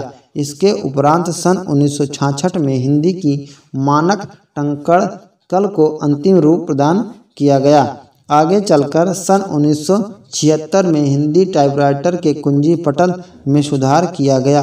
वर्तमान में यही संशोधन कुंजी पटल कंप्यूटर में भी चल रहा है। डॉक्टर गोपाल दत्त विष्ट ने विशिष्ट आशुलिपि की रचना की है। इस प्रणाली से हिंदी आशुलेखन की गति 250 शब्द प्रति मिनट का कीर्तमान स्थापित हो चुका है। अतः अब यह धारणा निराधार हो चुकी है कि हिंदी आशुलेखन की गति अंग्रेजी आशुलेखन के समतुल्य नहीं हो सकती। महत्वपूर्ण कथन: संसार में यदि कोई सर्वांगपूर्ण अक्षर है तो देवनागरी के हैं। Sir Isaac Pitman. नागरी लिपि से बढ़कर वैज्ञानिक लिपि मैंने पाई नहीं। आचार्य विनोबा। देवनागरी दुनिया की सर्वाधिक वैज्ञानिक लिपि है। महापंडित राहुल शंकृत्यायन। राजभाषा के रूप में हिंदी का स्वरूप। भारतीय संविधान के भाग 17 में अनुच्छेद 343 से 351 तक मुंशी अयंगार फार्मूला के नाम से विख्यात है। अष्टम अनुसूची में अंग्रेजी को सम्मिलित करने के लिए फ्रैंक एंथनी ने निजी बिल प्रस्तुत किया था, जिसे बाद में वापस ले लिया। संविधान के 21वें संशोधन 1976 में हिंदी के अष्टम अनुसूची के अंतर्गत भारतीय भाषाओं में सम्मिलित किया गया। संविधान के 71वें संशोधन अधिनियम 1992 द्वारा अष्टम अनुसूची में नेपाली, मणिपुरी और कोंकणी को संविधान की मान्यता प्राप्त भाषाओं में सम्मिलित किया गया है। परिणाम अष्टम अनुसूची में पहले 14 भारतीय भाषा थी, जिसकी संख्या बढ़कर 18 हो गई। संविधान के 92वें संशोधन 2003 द्वारा 8वीं अनुसूची में मैथिल, डोगरी, बोडो और संथाली सम्मिलित की गई। इस समय संविधान की 8वीं अनुसूची में कुल 22 भाषाएं हैं। बांग्ला, बोडो, डोगरी, मलयालम, मराठी, कन्नड़, कश्मीरी, संस्कृत, संथाली, उर्दू, सिंधी, गुजराती, पंजाबी, तमिल, मणिपुरी, कोंकणी, असमिया, नेपाली, मैथिली, उड़िया, तेलुगु, हिंदी। जिस भाषा में शासक या शासन का कामकाज होता है उसे राजभाषा कहते हैं। अशोक के समय में पाली भाषा थी। राजस्थानी में 11वीं से 15वीं शताब्दी के मध्य प्राप्त पुरावलेखों से पता चलता है कि उस समय वहाँ हिंदी मिश्रित संस्कृत राजभाषा थी। मुसलमान बादशाहों के शासनकाल में मोहम्मद गोरी से लेकर अकबर तक हिंदी राजकाज थी। अकबर के गृह मंत्री टोडरमल के आदेश से फारसी को राजभाषा का पद मिला। ईस्ट इंडिया कंपनी ने 1833 ईस्वी तक फारसी को राजभाषा बनाए रखा। लॉर्ड मैकाले के प्रयत्न से अंग्रेजी को भारत की राजभाषा का पद मिला। तब से उच्च स्तर पर अंग्रेजी और निम्न स्तर पर देसी भाषाएं प्रयुक्त होती रहीं। हिंदी क्षेत्र में उर्दू प्रतिष्ठित रही। राजस्थान, मध्य प्रदेश, छत्तीसगढ़ राज्यों में हिंदी के माध्यम से कामकाज होता रहा। उर्दू के स्थान पर हिंदी को कचहरियों में स्थान दिलाने के लिए सबसे पहले भारतेंदु हरिश्चंद्र ने पत्र लिखा था। पंडित मदन मोहन मालवीय के सतत प्रयत्नों से 1901 में संयुक्त प्रांत की राजभाषा के रूप में हिंदी को उर्दू के साथ समान अधिकार मिला। भारतीय संविधान में हिंदी को 14 सितंबर 1949 को मान्यता प्रदान की गई। संविधान की धारा 120 के अनुसार संसद में कार्य हिंदी या अंग्रेजी में किया जाएगा। भारतीय संविधान की धारा 120 के अनुसार यथास्थित लोक भाषा के अध्यक्ष या राजभाषा का सभापति किसी सदस्य को मातृभाषा में संबोधित करने की अनुमति दे सकता है। भारतीय संविधान में हिंदी भाषा संबंधी उपबंध। भारतीय संविधान के अनुच्छेद 343 के अनुसार संघ की राजभाषा हिंदी और लिपि देवनागरी है। संविधान के प्रारंभ से 15 वर्ष की अवधि तक शासकीय प्रयोजनों के लिए अंग्रेजी का प्रयोग यथावत किया जाता रहेगा। संविधान के अनुच्छेद 344 में राजभाषा से संबंधित आयोग और संसदीय समिति का उल्लेख है। संविधान के अनुच्छेद 344 के अनुपालन में राष्ट्रपति द्वारा 7 जून 1955 ईस्वी को राजभाषा आयोग के गठन का आदेश जारी किया गया था। राजभाषा आयोग की 76 बैठकें हुई और 930 व्यक्तियों की गवाहियाँ ली गई। आयोग ने रिकॉर्ड टाइम में सन 1956 में प्रतिवेदन प्रस्तुत किया।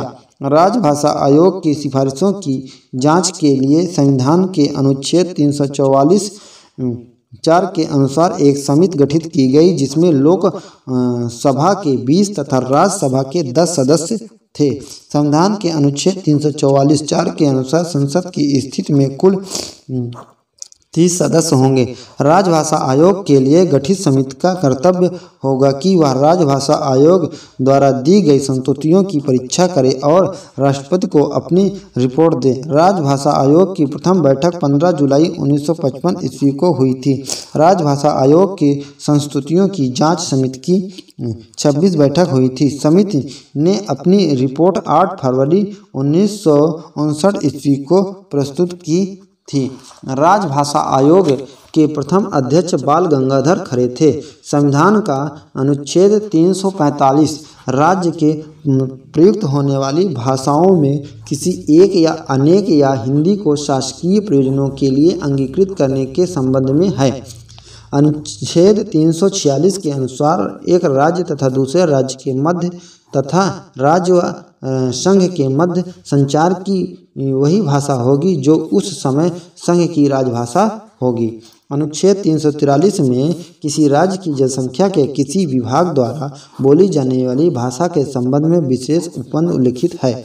इस उपबंध के अनुसार यदि किसी राज्य की जनसंख्या का पर्याप्त भाग वह चाहता है कि यह चाहता है कि उसके द्वारा बोली जाने वाली भाषा को मान्यता दी जाए तो राष्ट्रपति इस हेतु निर्देश दे सकेंगे।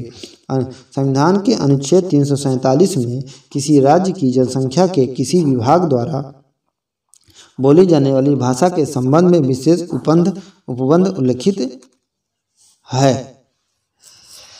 नेक्स्ट है, इस उपबंध के अनुसार यदि किसी राज्य की जनसंख्या का पर्याप्त भाग यह चाहता है कि उसके द्वारा बोली जाने वाली भाषा को मान्यता दी जाए तो राष्ट्रपति इस हेतु निर्देश दे सकेंगे।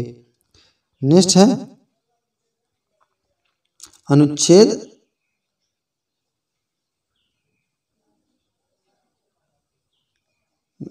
348 के उच्चतम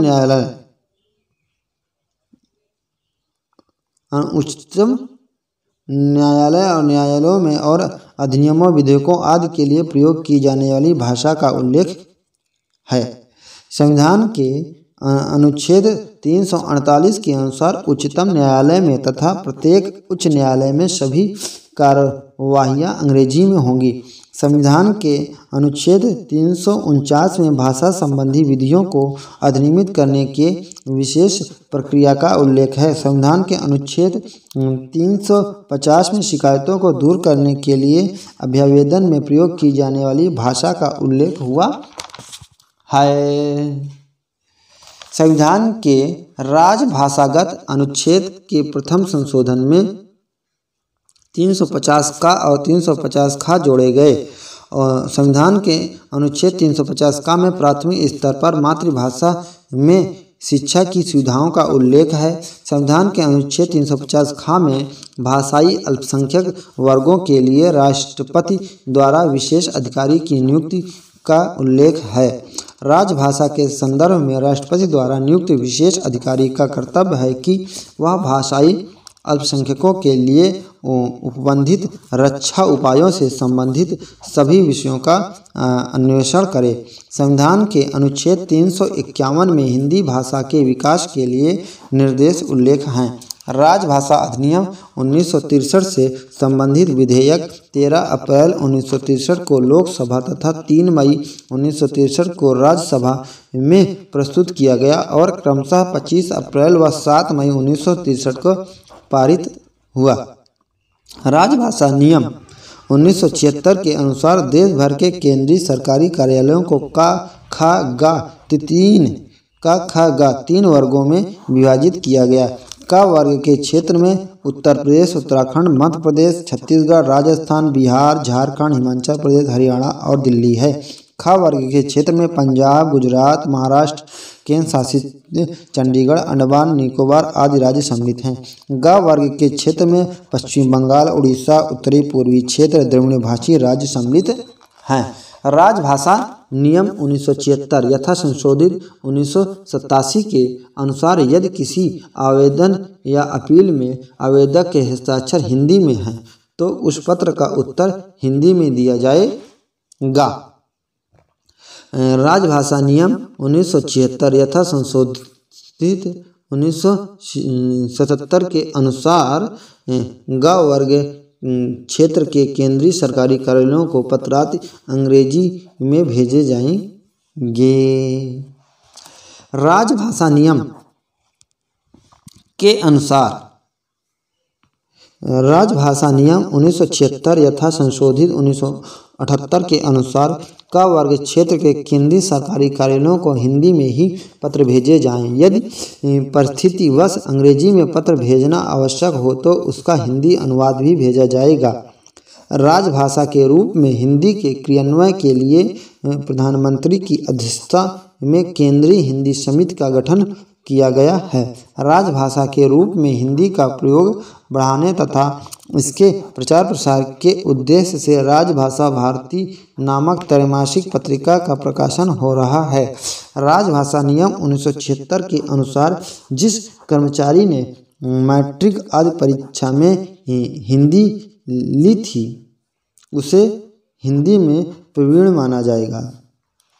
राजभाषा नियम 1976 के अनुसार यदि किसी कर्मचारी ने प्रज्ञा या उसके समकक्ष परीक्षा उत्तीर्ण कर ली है तो उसे हिंदी में कार्यसाधक माना जाएगा। केंद्रीय हिंदी निदेशालय भारत सरकार ने सरकारी कामकाज का माध्यम हिंदी बनाने के लिए हिंदी शिक्षण योजना का शुभारंभ किया है। इस योजना के अंतर्गत केंद्र सरकार के कर्मचारियों को हिंदी सिखाने के लिए प्रशिक्षण दिया जाता है। भारत सरकार गृह मंत्रालय के राजभाषा विभाग के अंतर्गत केंद्रीय अनुवाद ब्यूरो कार्य कर रहा है। नेक्स्ट है, भारत की राजभाषा हिंदी एवं अंग्रेजी दोनों है, क्योंककि संविधान के अनुच्छेद 120 की धारा 1 भाग 17 के अनुसार अनुच्छेद 348 के उपबंधों के अधीन संसद का कार्य हिंदी या अंग्रेजी में किया जाता है। संविधान में आश्वासन दिया गया है कि 1965 में सारा कामकाज हिंदी में होगा, परंतु सरकारी नीतियों के कारण ऐसा ना हो सका। सन 1963 से 1967 में राजभाषा अधिनियम द्वारा हिंदी के साथ ही अंग्रेजी को सदा के लिए राजभाषा बना दिया गया। महत्वपूर्ण कथन, आज पहली बार हम अपने संविधान में एक भाषा स्वीकार कर रहे हैं जो संघ के प्रशासन की भी भाषा होगी और समय के अनुसार हमें अपने आप को ढालना विकसित करना होगा। हमने अपने देश का राजनीतिक एकीकरण संपन्न किया है। राजभाषा हिंदी की एकता को कश्मीर से कन्याकुमारी तक अधिक सुदृढ़ बना सकेगी। अंग्रेजी की जगह भारतीय भाषा को स्थापित करने में हम निश्चय ही और भी एक दूसरे के नज़दीक आएंगे। डॉक्टर राजेंद्र प्रसाद, अध्यक्ष संविधान सभा। अंग्रेजी निश्चय ही एक थोपी गई भाषा है। इसने हमारे लिए ज्ञान विज्ञान की खिड़कियां जरूर खोली और हमें बहुत कुछ ज्ञान दिया भी, पर इस पर एक ऐसी भाषा होने का लांछन भी है जो हमारी अपनी भाषाओं और हमारी संस्कृत परंपराओं के ऊपर जमकर बैठ गई। पंडित जवाहरलाल नेहरू। प्रांतीय कार्यों के लिए तो प्रांतीय भाषाएं ही चले, लेकिन एक प्रांत दूसरे प्रांत से मिले तो परस्पर विचार विनिमय का माध्यम हिंदी होनी चाहिए। इस विषय में कोई प्रांतीय भाषा हिंदी का स्थान नहीं ले सकती। अगर हम हिंदी को नहीं अपनाएंगे तो राष्ट्र को एक नहीं बना पाएंगे। केशव चंद्र सेन। केशव चंद्र सेन।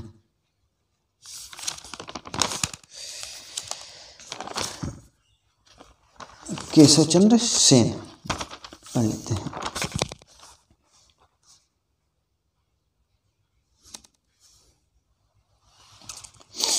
प्रमुख हिंदी प्रचार आंदोलन तथा व्यक्तियों एवं संस्थाओं का योगदान।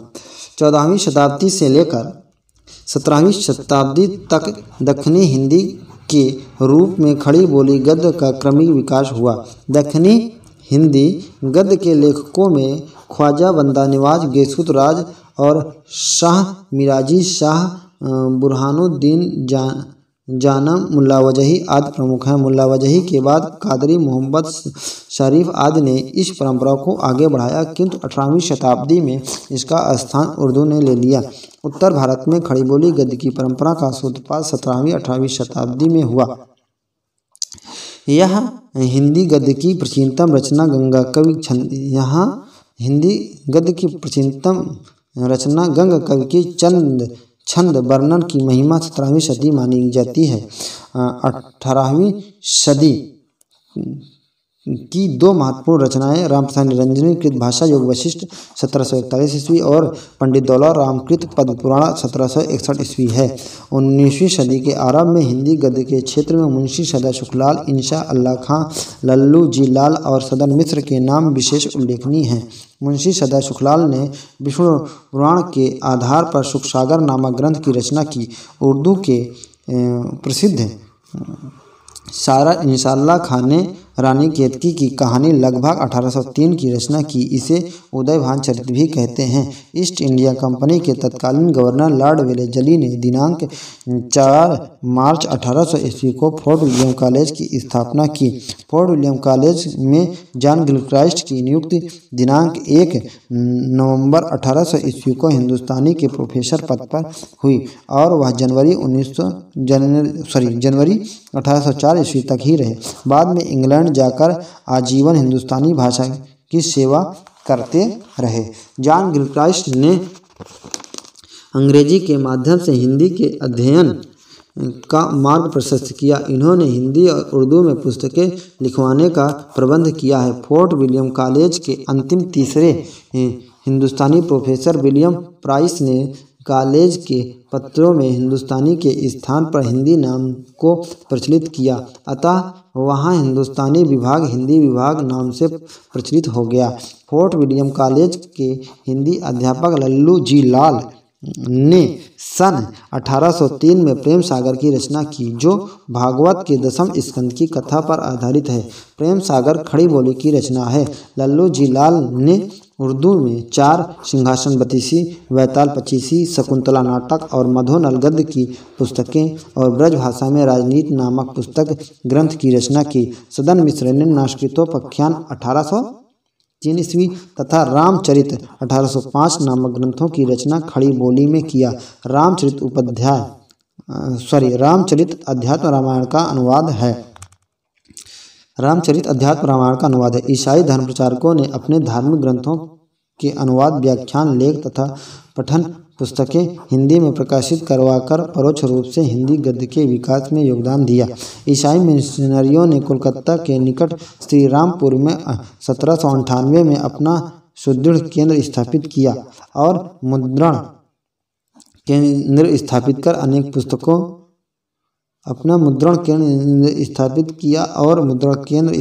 अनेक पुस्तकों पत्रिकाओं का प्रकाशन आरंभ किया। विलियम कैरे के प्रयास से बाइबिल, न्यू टेस्टामेंट और दाऊद के गीतों के भी अनुवाद हुए। अंग्रेजी शासकों और मिशनों के प्रयास से 1834 ईस्वी से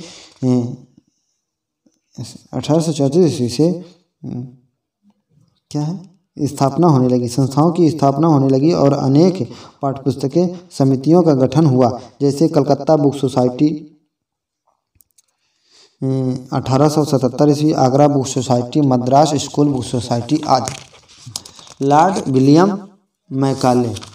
लॉर्ड मैकाले के प्रयास से सन 1835 ईस्वी में अंग्रेजी को शिक्षा का माध्यम बनाया गया। अदालती भाषा के माध्यम से सन 1836 ईस्वी एक इश्तिहारनामा निकाला गया, जिसमें यह व्यवस्था थी कि लोग हिंदी में प्रार्थना पत्र दे सकते थे। सन 1837 में उर्दू संयुक्त प्रांत अब उत्तर प्रदेश उत्तराखंड की राजभाषा घोषित हो गई।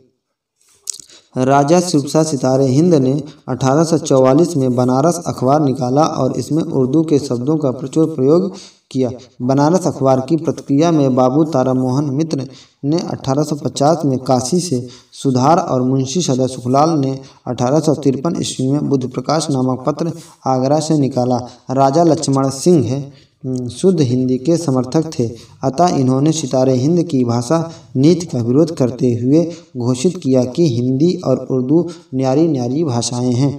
हिंदी में व्यापक प्रचार सबसे पहले दयानंद सरस्वती 1824 से 83 ईस्वी ने किया।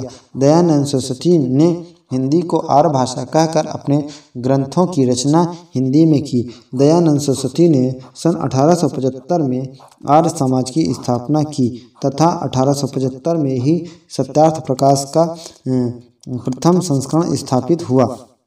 आर्य समाज के 5वें नियम के अनुसार आर्य समाजी को हिंदी पढ़ना अनिवार्य है।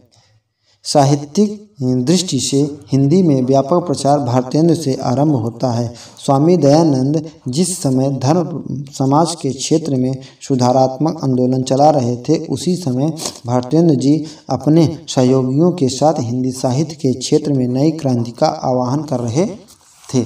भारतेंद्र मंडल के लेखकों में प्रताप नारायण मिश्र, बालकृष्ण भट्ट, श्रीनिवास दास, राधा कृष्ण दास, सुधाकर द्विवेदी, कार्तिक प्रसाद खत्री, राधा चरण गोस्वामी, बद्री नारायण चौधरी, प्रेमधन, बाल मुकुंद गुप्त, श्रद्धाराम फुलौरी आदि हैं। ब्रह्म समाज 1828 के अनुयायी बाबू नवीन चंद्र 1837-1890 ईस्वी और इंग्लैंड के फ्रेडरिक पिनकार्ड 1826 से 1896 का सहयोग उल्लेखनीय है। नवीन चंद्र राय ने ज्ञान प्रदान की पत्रिका 1867 ईस्वी में निकाली तथा पंजाब में हिंदी का खूब प्रचार प्रसार किया। फ्रेडरिक पिनकार्ड हिंदी के सच्चे हितैषी और भारतेंदु के प्रशंसक थे। पंडित महावीर प्रसाद द्विवेदी ने पद्य के क्षेत्र में खड़ी बोली को प्रतिष्ठित करके गद्य क्षेत्र में भाषा की शुद्धता, व्याकरणिक दोष एवं उनके परिष्कार की ओर ध्यान आकृष्ट किया। द्विवेदी युग के प्रमुख कवि मैथिली शरण गुप्त, रामचरित उपाध्याय, अयोध्या सिंह उपाध्याय, हरिऔध, नाथूराम शर्मा शंकर, सिया राम शरण गुप्त, जगन्नाथ दास रत्नाकर, राय देवी प्रसाद पूर्ण, गया प्रसाद शुक्ल, स्नेही राम, नरेश त्रिपाठी, बालकृष्ण शर्मा नवीन इत्यादि हैं। छायावाद युग को हिंदी साहित्य में भक्ति काव्य के बाद स्थान दिया जाता है। छायावादी कवियों में जयशंकर प्रसाद, सुमित्रानंद पंत, सूर्यकांत त्रिपाठी निराला और महादेवी वर्मा सर्वप्रमुख हैं। छायावाद युग में माखनलाल चतुर्वेदी, बालकृष्ण शर्मा नवीन, सुभद्रा कुमारी चौहान, रामधारी सिंह दिनकर, सोहनलाल द्विवेदी, सिया राम शरण गुप्त, श्याम नारायण पांडे, गुरभक्त सिंह इत्यादि ने अन्य काव्य प्रवृत्तियों में साहित्य सृजन करके हिंदी को समृद्ध किया। हिंदी साहित्य में सन 1936 से 1942 तक अवधि को प्रगतिवाद के नाम से जाना जाता है। प्रगतिवाद के आदि प्रवर्तक कार्ल मार्क्स हैं। राजनीति में जो मार्क्सवाद है, साहित्य में वही प्रगतिवाद है। प्रगतिवाद कवियों में सुमित्रानंद पंत, सूर्यकांत त्रिपाठी निराला, केदारनाथ अग्रवाल, नागार्जुन, त्रिलोचन शास्त्री, रंगे राघव, शिवमंगल सिंह सुमन, डॉक्टर रामविलास शर्मा आदि। प्रयोगवाद शब्द का प्रचलन अज्ञेय द्वारा संपादित हरसप्तक से माना जाता है। अज्ञेय ने सप्तक के कवियों को राहों का अन्वेषी कहा है। नई कविता के प्रमुख तत्व अनुभूति की सच्चाई और बुद्धिमूलक यथार्थवादी दृष्टि है। नई कविता पत्रिका का प्रकाशन 1954 में इलाहाबाद में हुआ। इसके संपादक डॉक्टर जगदीश गुप्त थे। हिंदी हमारे देश की समृद्ध भाषा है। इसमें साहित्य की सभी विधाओं, काव्य, नाटक, कहानी, उपन्यास, निबंध, आत्मकथा, जीवनी, रिपोर्टाज, यात्रा, वृत्तांत, पत्र साहित्य इत्यादि में साहित्य सृजन हो रहा है।